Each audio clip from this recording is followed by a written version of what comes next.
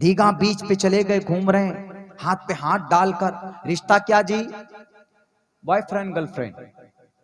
माँ बाप भी क्या कहते हैं, हाँ हाँ क्या जमाना है, अब तो जमाना फास्ट फॉर आगे बढ़ गया है, क्यों अब बच्चों को रोकेंगे।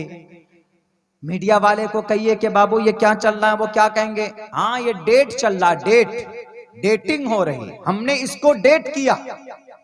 देखिए क्या लफ्ज दे रहे हैं, बॉयफ्रेंड गर्लफ्रेंड की दोस्ती नहीं। किसी गैर महरम लड़की के साथ आप उस लड़की को किसी शॉपिंग, ये किसी कॉफी शॉप पर जाकर कॉफी पीते तो क्या बोलते, डेटिंग चल रही है। यानी इन अजनबी रिश्ते को, एक नाजायज संबंध की शुरुआत हो रही, उसको क्या बोलते, डेटिंग।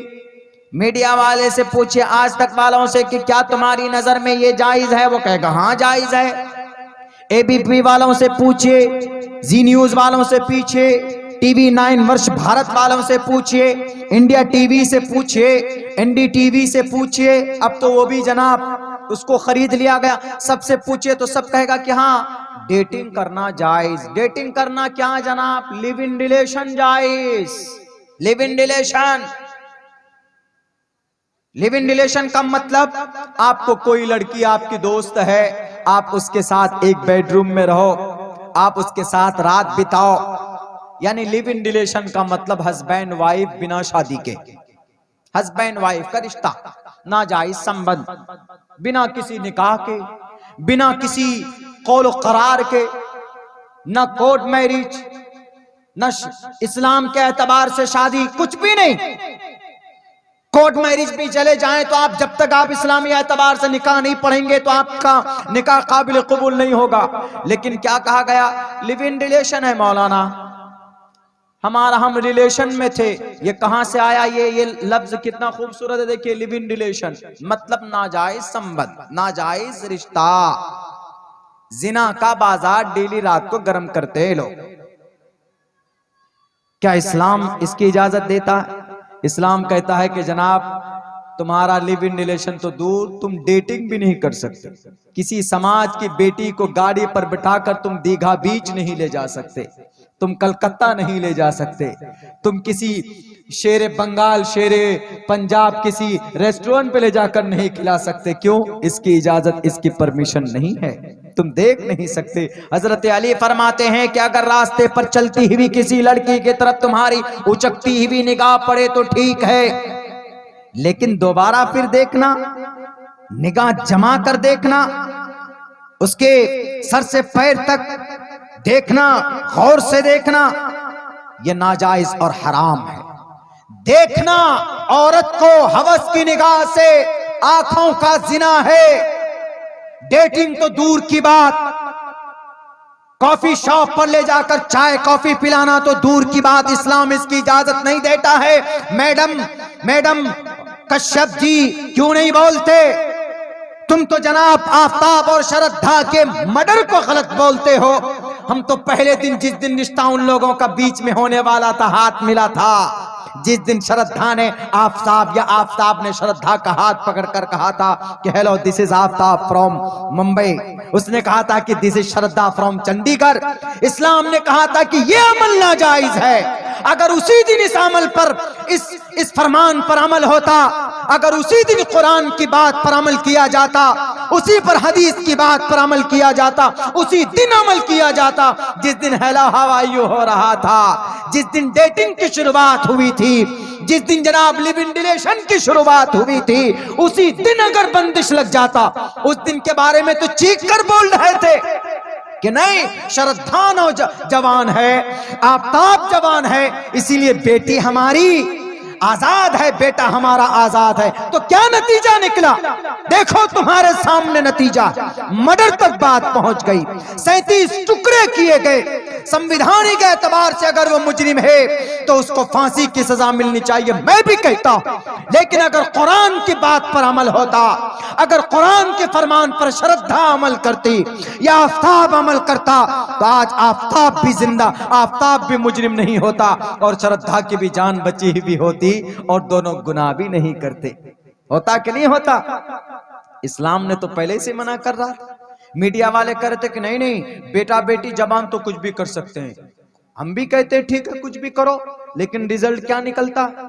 अरे अल्लाह ने तुमको मनी के कतरे से पैदा किया। अल्लाह जानता है कि दुनिया में तुम कौन सा काम करोगे, समाज की बेटी और समाज का बेटा क्या करेगा, क्या आगे चलकर फसाद में बदलेगा।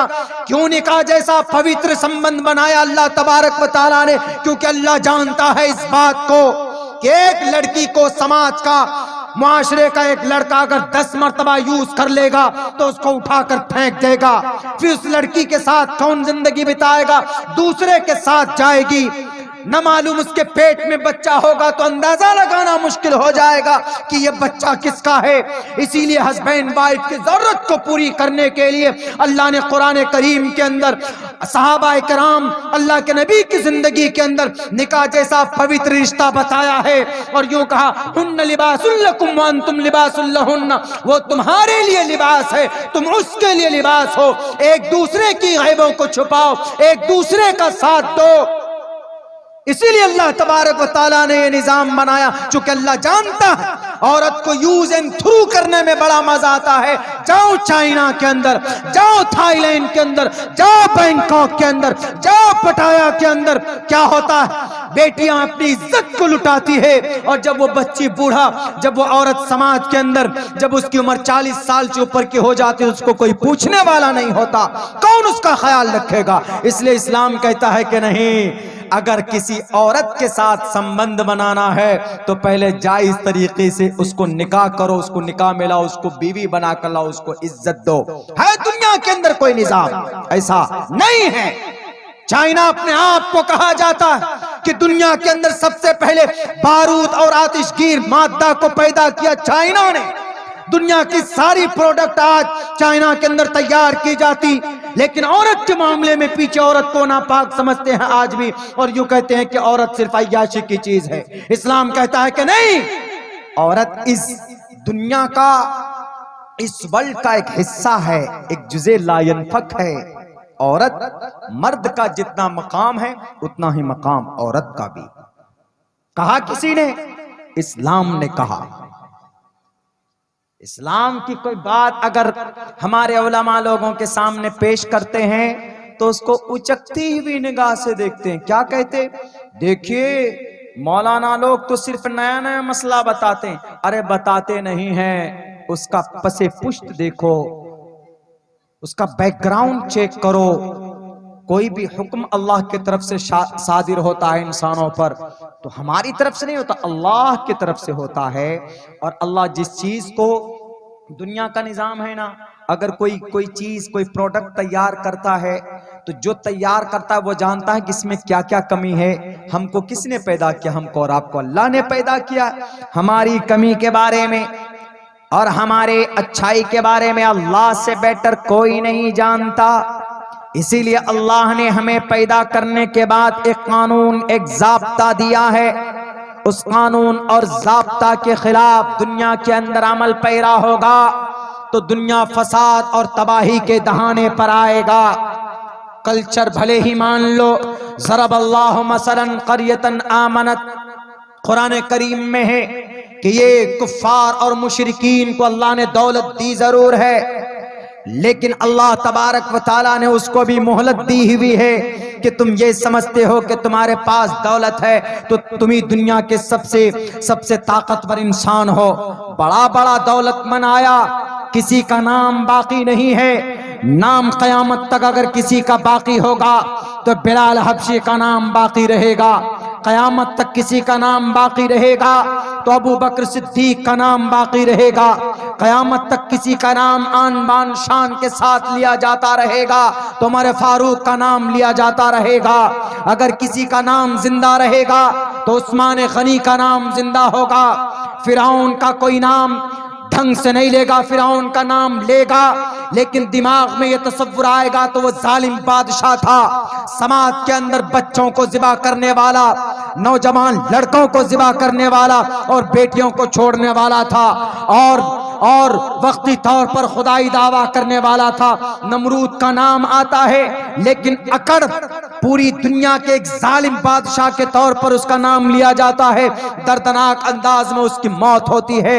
मेरे भाइयों, अगर खूबसूरत तरीके पर किसी का नाम लिया जाता, रोल मॉडल बनाकर पेश किया जाता है, तो उमर बिन अब्दुल अजीज का नाम पेश किया जाता है। उस्मान, सैयद शाह उस्मान, खिलाफत उस्मानिया की जिसने बुनियाद डाली है, उसका नाम लिया जाता है।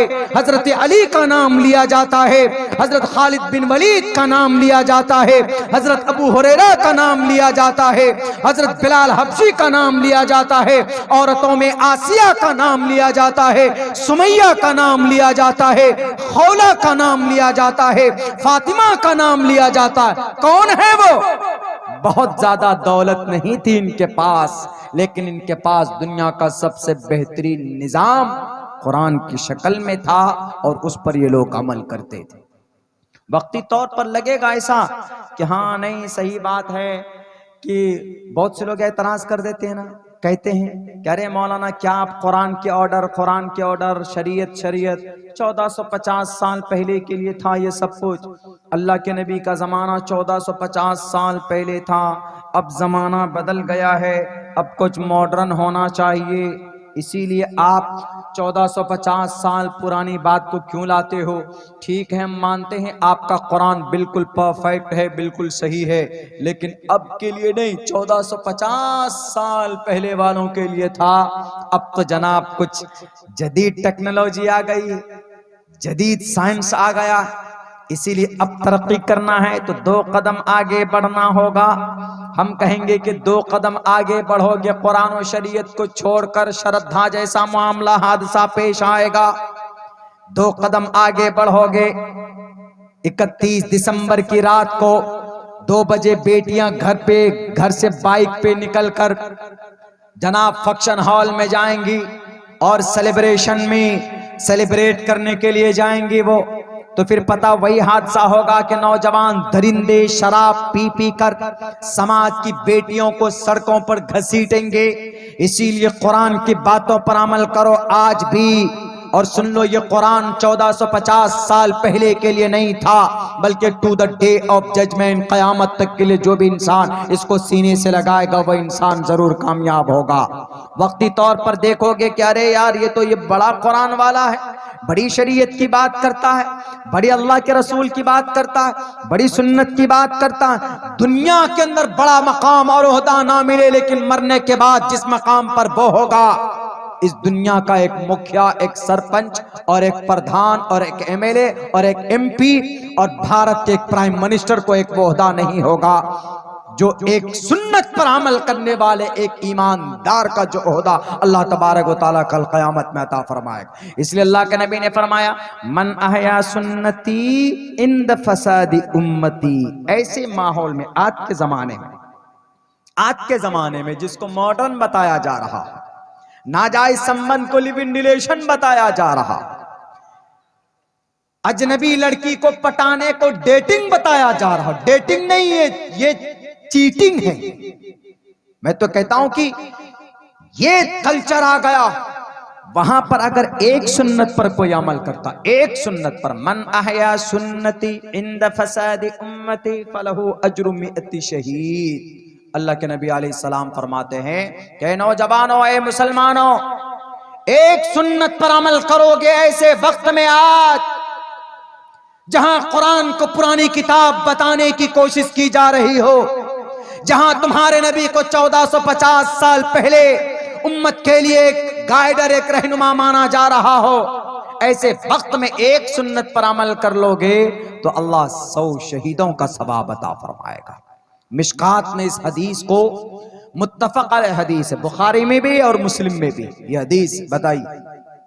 मेरे नौजवानों, जलसा आपने किया बहुत अच्छा है, लेकिन कितनी अच्छी बातें हमारे उलमाए किराम के जरिए से आपको बताई गई, इस पर अमल हम कितना करते, ये देखने की चीज। हमारी समाज की बहू बेटियां, आज तो बेटियों के ऊपर ज्यादा बात हो गई और होनी भी चाहिए, इसलिए कि कुरान करीम में अज़्ज़ानियतु वज़्ज़ानी 2 लफ्ज इस्तेमाल हुआ है। अज़्ज़ानियतु जिना करने वाली औरतें, इसका मतलब यह होता है कि शुरुआत इशारा शुरुआत औरत की तरफ से की जाती है, अगर नहीं तो कुरान करीम अज़्ज़ानियतु वर्ड औरत के लिए इस्तेमाल हुआ है, अज़्ज़ानी बाद में इस्तेमाल हुआ। इसीलिए बहुत सारे हजरात मुफस्सिरीन ने नुक्ता बयान किया कि हमारे औरत को, समाज की बेटियों को बहुत ज्यादा संभल कर रहने की जरूरत है अपने घरों के अंदर। इसीलिए उनका मकाम भी बहुत ज्यादा बुलंद बाला रखा। हमारे हिंदू भाइयों की किताब में तो यूं कहा गया, यत्र नारी यस्तु, मैंने कई जगह पर इसको एक्सप्लेन किया है, यत्र नारी यस्तु, जिस घर में नारी बसती है, रहती है, स्तु पहले अम्र है, पहले ये हेल्पिंग वर्ब है, यत्र नारी यस्तु, वुमन या गर्ल जिस घर के अंदर रहती है, यत्र नार्यस्तु पूजन्ते, जिस घर में बेटी रहती है और रहने के साथ साथ में उसको सम्मान भी देते हैं, इज्जत की निगाह से देखते हैं। ये नहीं कि बेटी पैदा हो गई तो अब जनाब लोग परेशान हैं। कुफ्फार मक्का, मुशरिकीन मक्का जमाने जाहिलियत में ऐसा होता था, बेटी का जन्म हुआ, शक्ल में 12 बज जाते थे। जिसके घर में बेटी का जन्म होता, लोग पूछता अरे क्या हुआ, शर्म से नहीं बोलता था कि मेरे घर में बेटी का जन्म हुआ, क्यों? उसको बहुत बुरी बात समझते थे। बेटी का जन्म हुआ तुम्हारे घर में, अरे डूब मरो तुम, लोग ताना भी देते थे। तो इस डर से, इस बदनामी से कि बेटी का बाप, तुम बेटी, तुम्हारे घर में बेटी, फौरन दफन करो। इसलिए कहा गया यत्र नार्यस्तु पूजन्ते, जिस घर में बेटी आई लेकिन उसके साथ साथ में पूजन्ते, दोनों ने पूजन्ते कहा के हे, एशः कहा, ये क्या है, एशः के हे, ये दोनों क्या है, ये द्विवचनम है। संस्कृत में द्विवचनम दो को बोलता है। पूजन्ते, दोनों माँ बाप ने उस बेटी की इज्जत की। इज्जत की का मतलब सही परवरिश की, सही तरबियत की, बेटी की सही बातें बताई, उसको ज्यादा मॉडर्न नहीं बनने दिया कि बेटी हाँ जाओ तो मैयाशी करो, किसी लड़के के साथ घूमो फिरो, मौज मस्ती करो, नहीं। पूजन्ते, उसको कल्चर सिखाया। जिस घर में पैदा हो गई उस घर का अकीदा, कॉन्सेप्ट, अकीदा बताया, कॉन्सेप्ट बताया, यानी उसको दीनदार बनाया। पूजन्ते, ऐसे घर में जहां बेटी हो, बेटी की इज्जत हो और बेटी की सही परवरिश हो। हिंदू भाइयों की किताब में है, रमन्ते तत्र देवताः, यत्र इन तत्र तत्र देवताः, उस घर में ईश्वर वास करते हैं। हम अपनी जुबान में क्या तरतीब देंगे इसको, हम अपनी जुबान में क्या बोलेंगे उसको? जिस घर में बेटी हो, अल्लाह के नबी ने इसकी क्या तशरीह की? अल्लाह के नबी ने इसकी तशरीह की, जिस घर में बेटी का जन्म होता है, चाहे एक बेटी हो, 2 बेटी हो, 3 बेटी हो, जिस घर में बेटी हो और उस शख्स ने उस बेटी की परवरिश की, उस शख्स ने, गरीब है, मजदूर है, कोई दिक्कत नहीं, परवरिश की सही, उसको दीनदार बनाया, उसको अच्छा बनाया, उसको पढ़ाया लिखाया, उसको अकीदा बताया, उसको नमाज सिखाया, उसको रोजे की फर्जियत बताई, उसको शौहर का क्या मकाम, माँ बाप का क्या मकाम, यानी उसकी परवरिश की, सही ढंग में परवरिश की।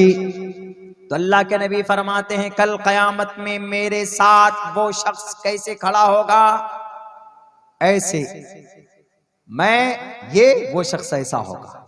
ये देखिए कितना बड़ा मकाम। कल कयामत में जहां इंसान नफ्सी नफ्सी के आलम में मुब्तला होगा, बेटा मां को देखकर भाग जाएगा, बाप बेटे को देखेगा भाग जाएगा, शौहर बीवी को देखकर कोसों दूर। लेकिन उस वक्त अगर किसी को जरूरत होगी एक एक नेकी की, अपनी फैमिली वालों को ढूंढेगा, नहीं मिलेगा। लेकिन ऐसे ऐसे खतरनाक और ऐसे परेशानी के आलम में अल्लाह के नबी के साथ वो खड़ा होगा। कौन?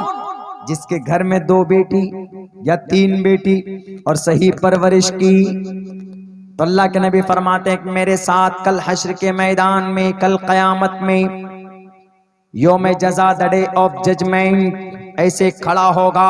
यत्र नारयस्तु पूजन्ते रमन्ते तत्र देवताः तत्र तास्तु न पूजन्ते न रमन्ते न तत्र देवताः।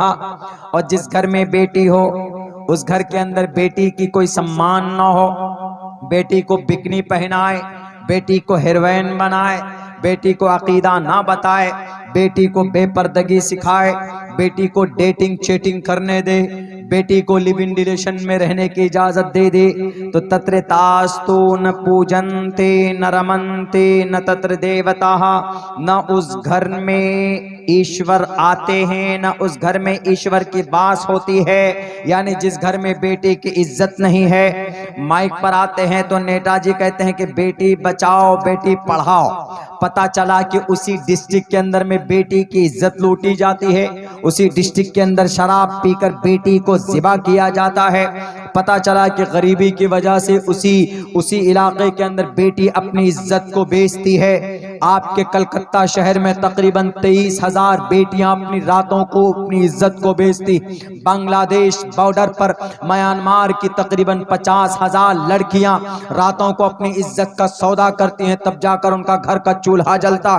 जनाब, आज ये बेटियों की बात करने वाले, बेटियों के सम्मान की बात करने वाले, आज बेटियां अपनी इज्जत बेच कर अपने घर की परवरिश करते हैं। कल क़यामत में रब इनसे पूछेगा, कल क़यामत में परमात्मा इनसे पूछेगा, तत्र तास्तु न पूजन्ते न रमन्ते न तत्र देवताः। नागपुर चले जाइए, 11,000 बेटियां अपनी इज्जत को बेचती। मुंबई चले जाइए, 17,000 बेटियां अपनी इज्जत को बेचती। दुनिया के, भारत के किसी भी बड़े शहर को उठाकर देख लीजिए, तकरीबन मैं 1.25 लाख बच्चियां समाज की ऐसी है, अपनी गुर्बत की वजह से, अपनी परेशानी की वजह से, अपनी घर में फाके की वजह से अपनी इज्जत को बेचती है, तब जाकर उनके घर का चूल्हा जलता। कहां है बेटियों की इज्जत? बेटी बचाओ बेटी पढ़ाओ का नारा लगाने वाले, अगर यकीनन आपका ज़मीर जिंदा है तो दो। ये जो अभी 31 दिसंबर की रात को बेटी का जनाजा निकाला गया, उसको इंसाफ दो, उनके मुजरिमीन को कैफर किरदार तक पहुंचाओ।